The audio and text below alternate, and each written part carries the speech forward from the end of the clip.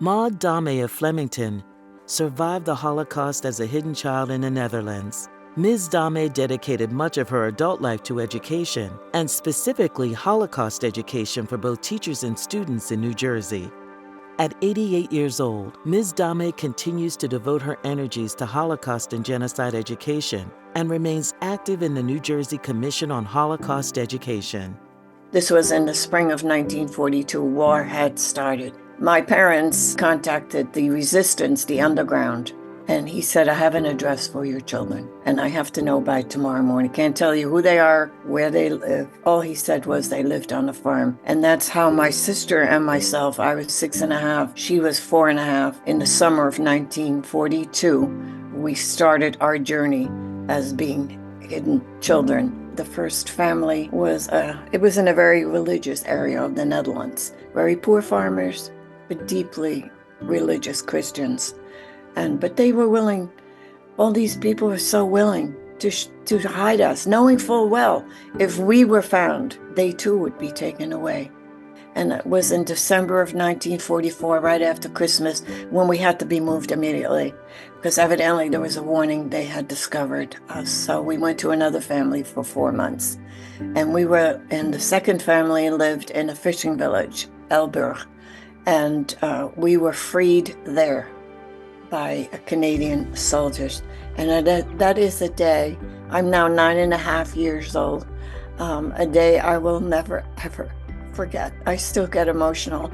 That day, those tanks of Canadian soldiers ran into this village. It was amazing, amazing. And then we went back to the farm to wait for my parents to see if they survived. There was no contact at all during the war with my parents.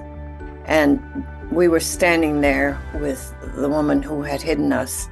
And there was a man and a woman standing in the doorway. I didn't know who they were. And she gave me a little shove, and because we were hiding behind her. And she said, this is your mommy and your daddy. I lost my immediate family totally. My mother, father, and my sister and I were the only 4 that survived. No grandparents, no cousins, no aunts, no uncles. But some of my mother's relatives had left Germany in the late 1930s and had immigrated to the United States.